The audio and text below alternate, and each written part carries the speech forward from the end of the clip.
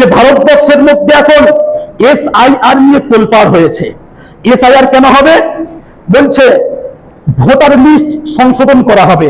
এবার বলেন, ভোটার লিস্টে যে সমস্ত মানুষদের নাম আছে, আমাদের বা যাদের নাম আছে, কেউ কি জোর করে গিয়ে নাম তুলে দিয়ে এসেছিল? জোরে বলেন, কেউ তো জোর করে তুলেনি। নাম তুলেছে কারা? সরকারি নিয়োগ দেওয়া কর্মচারী, তারা মানুষদের নাম ভোটার লিস্টে তুলেছিল। তাহলে সংশোধন হবে কেন? বলছে যে না, হয়তোবা কোনো কারণবশত যদি বাংলাদেশে কোনো মানুষের নাম এই তালিকায় চলে আসে, হয়তোবা কোনো কারণবশত যদি পাকিস্তানে কোনো মানুষের নাম যদি এই তালিকায় জায়গা করে নেয়, তাহলে ওই তালিকা থেকে বাংলাদেশি আর পাকিস্তানি নামদেরকে চিহ্নিত করে তাদেরকে বাদ দিয়ে সলিড ভারতবর্ষের নাগরিক যারা হবে তাদেরকে শুধুমাত্র ওই লিস্টে রাখা হবে, তারা ভারতবর্ষের নাগরিক হবে। এবার বলেন, যদি ওর থেকে যদি এরকম বাদ দেওয়া হয়, তাহলে কোন মানুষ লেখা আছে যে ভোটার লিস্টে নাম লেখা আছে, তার পাশে তো ব্র্যাকেট করে লেখা নেই যে অমুকজন নাম, ব্র্যাকেটে লেখা আছে বাংলাদেশি। তার কিছু নিচে আছে যে নাম অমুক, তার ব্র্যাকেটে পাশে ছোট্ট করে লেখা আছে পাকিস্তানি। এমন কি লেখা আছে?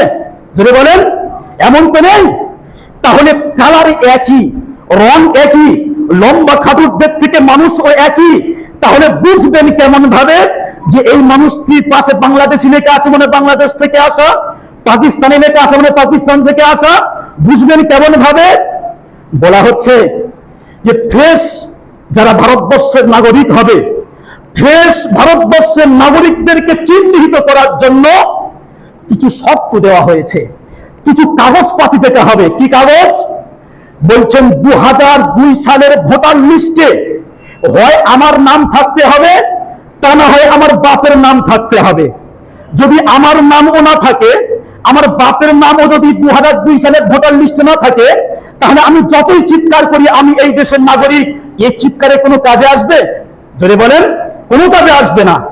হয় আমার নাম থাকতে হবে, তা না হয় আমার বাপের নাম থাকতে হবে।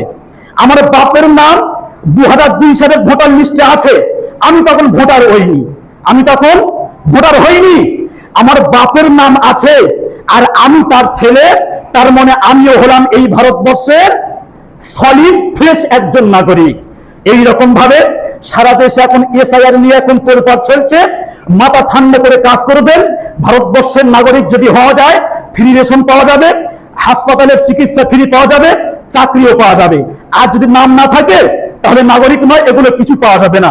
দোয়া করি আল্লাহ পাক রব্বুল আলামিন ভারতবর্ষের সমস্ত মুসলমানদেরকে জান, এদের মাল, এদের নাগরিকত্বকে আপনি হেফাজত করুন। সকলে বলুন আমিন।